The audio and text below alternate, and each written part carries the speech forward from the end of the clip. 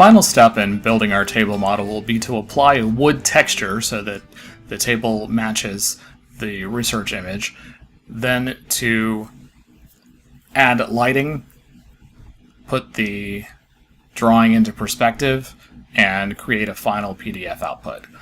Before you add texture, you should make sure that you actually have texture. So the easiest way to do that is select part of the table, go to the Render tab, and then under Texture, select Texture, and click here. If you have this list, then you're good to go. If you don't have this list, which is under Vectorworks Libraries, Defaults, RenderWorks Textures, you may only have the default textures. If you don't have the rest of these textures, then you need to do this. You need to go to the Help menu and select Download Content. It'll take a second or more, and you'll get this long list of items that can be downloaded and used with the program. What you need for this particular project is all of the textures. Well, you only need one of them, but you should go ahead and download them all because eventually you're probably going to want them all. So towards the end of the list, there are the Arrowway textures and the RenderWorks libraries. You're definitely going to want to download all of those. Just click Install, and it will install. However, I will warn you that they are very large files, and if you're doing this over Wi-Fi, particularly unless you have a really fast Wi-Fi connection, it's going to take you a while. So just be aware of that. So after that's done, select the parts of the table except for the legs, and I'll explain why in a minute. Go to the Render tab of Object Info, and then under Texture, click on Texture. And because I already did this once, it auto-populated, but you likely will need to select a texture. The texture we're applying is under Wood Veneer, and it's the Wood Veneer Cedar texture. So if you double-click on it, and it applies it to the table. If you select a leg, you don't get that option because you can't directly do really anything. I can't even change the color of a symbol without editing the symbol. So in order to edit the symbol, I double-click on it, and I'm going to do a 3D edit. And now I have the ability to add a texture. So texture, and if you have previously textured the other parts, it will auto-populate, but if you haven't, go to Wood and double-click on Wood Veneer. And then when you're done with that, exit symbol. And because it was a symbol, it did all 4 legs. This doesn't look yet quite like the table. It's not shiny. Now, it's partly because we're not in a shiny render mode, but it's also because this texture doesn't have any gloss built into it. So in order to do that, we're going to have to edit the texture. So we're going to open a new palette. We're going to open the Resource Manager, which should look like this. If it doesn't, you may have to look around and find your file, but eventually it should show you at least the table legs and the wood veneer. And then in order to edit this, I'm going to Option Shift, that's not true, I'm going to Control click and select Edit.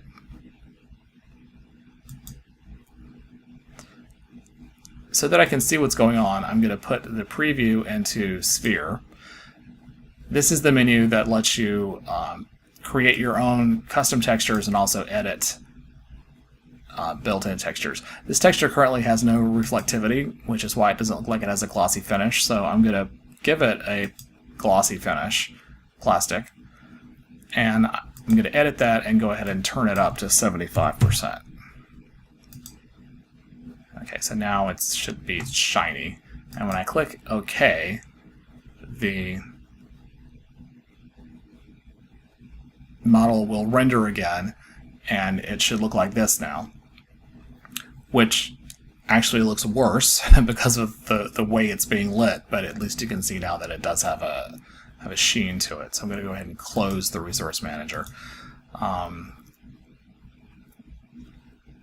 then I'm going to group the table together.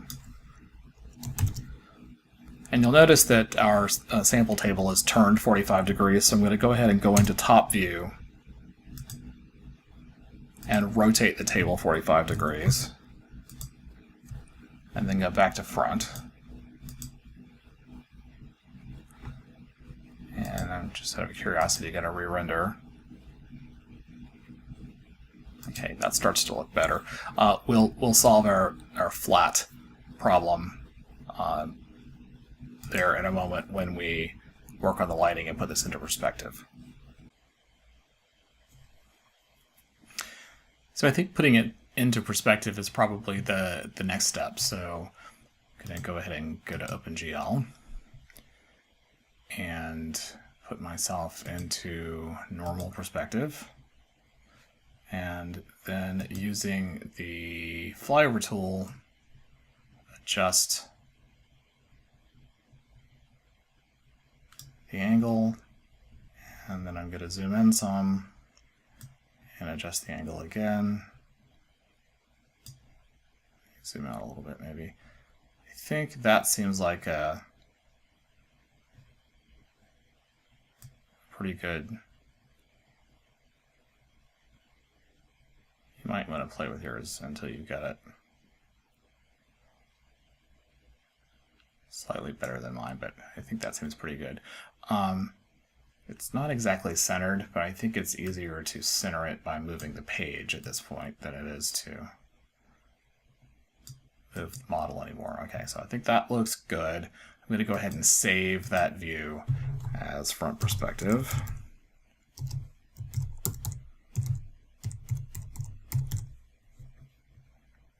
Okay, let's try the rendering again. Yeah, that helped with the glare on the two flat surfaces. Let me try Final RenderWorks and just see what this looks like without adding any more lighting.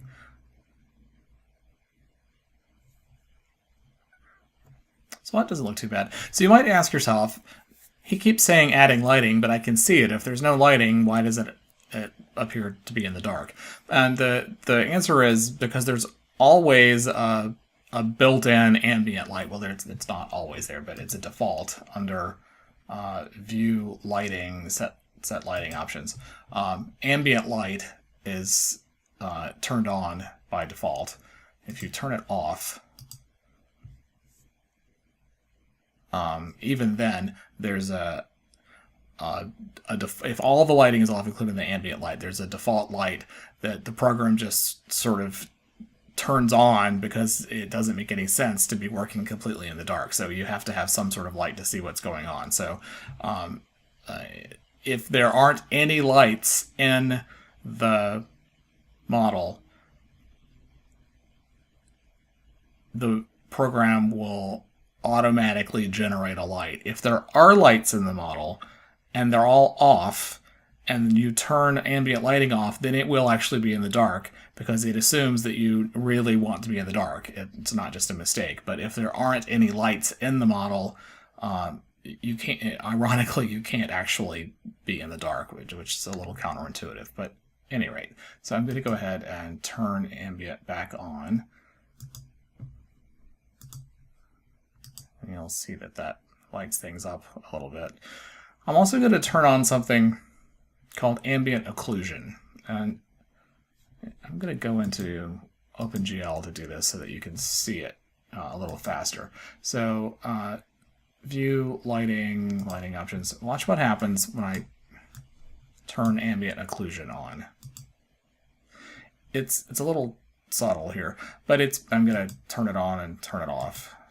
So if you can see what's happening, it's adding a little bit of shading around the edges of things. It's almost a little bit like pencil sketch shading from the rendering class, that it just helps things look a little less flat, and it helps define edges and corners and things. So I usually leave ambient occlusion turned on.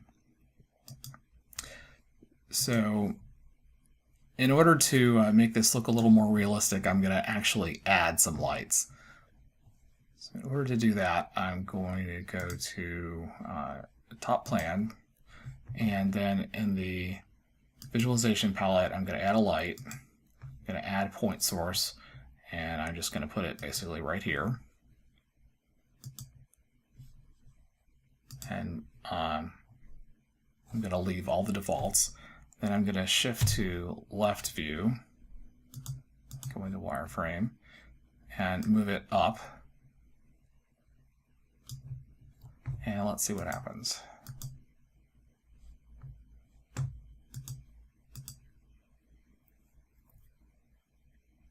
Okay, so now you see it looks more realistic, like there's an actual light. However, it also casts this shadow. Now I can turn the ambient light up.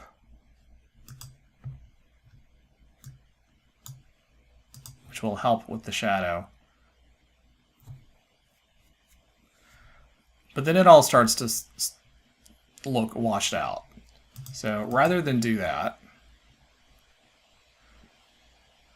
and you should know that if you hit escape, it will stop a rendering from rendering, which is often handy. I'm going to go back to top plan, and then to left,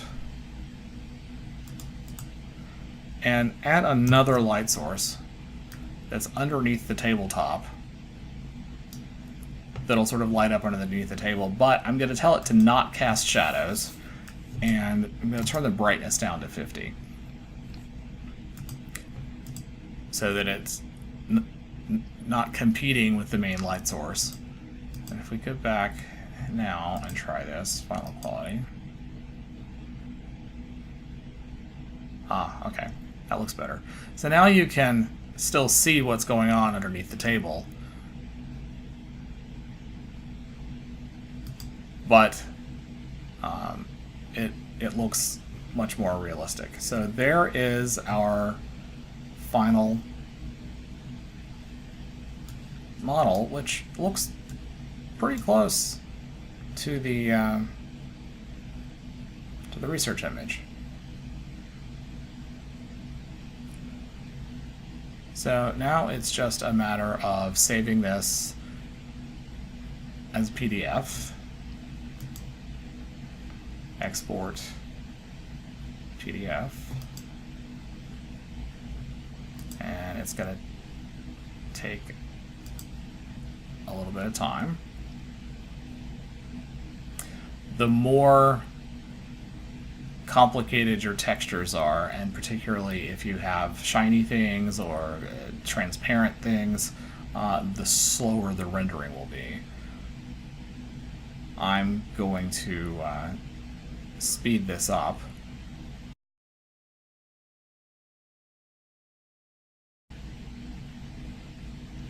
Okay, so the final elapsed time there was about a minute, I think, but there's our final image of the table, and it looks pretty good. Stay tuned for the encore. For the encore, if you're interested in doing it, I'd like for you to take your table and add elements to it in order to create a scene.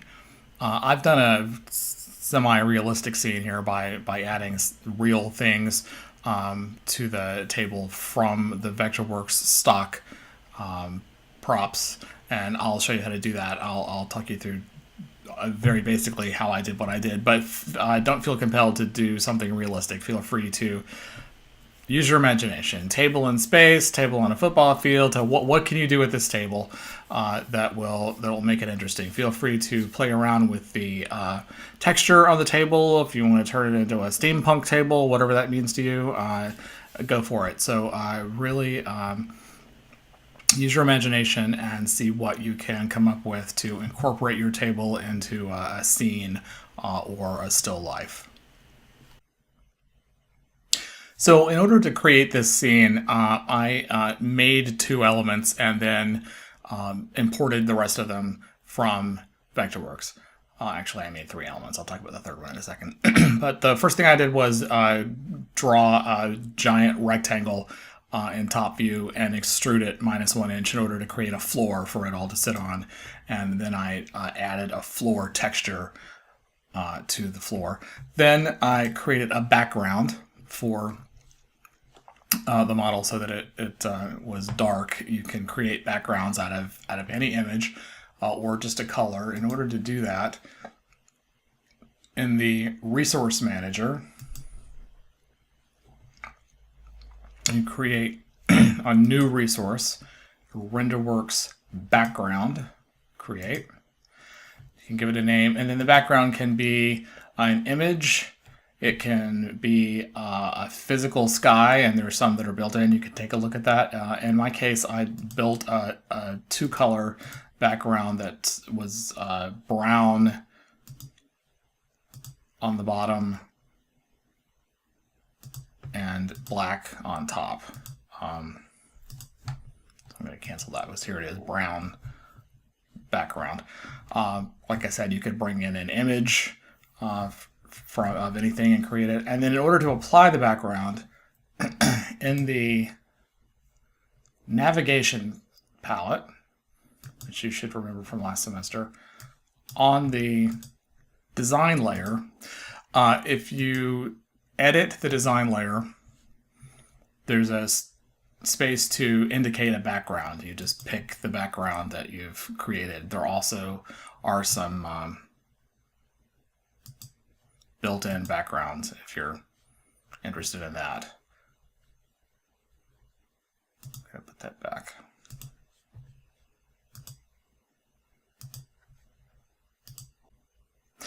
The other elements are all objects that are built into Vectorworks or that are part of the download of content that's available.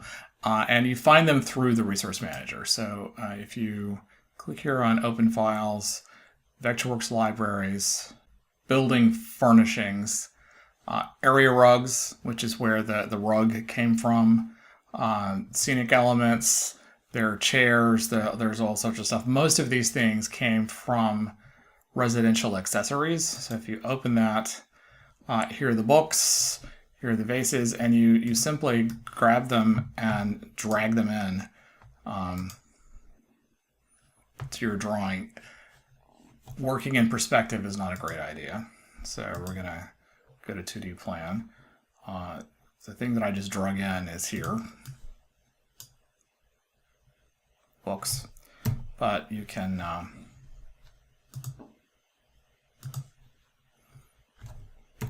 you drag things in. From there, this screen came from Vectorworks. I brought in a lamp, and I made one little edit to it. It is when you bring objects in, they will come in as 3D symbols. This lamp didn't have a light in it, so in order to edit a 3D symbol, you just double click on it,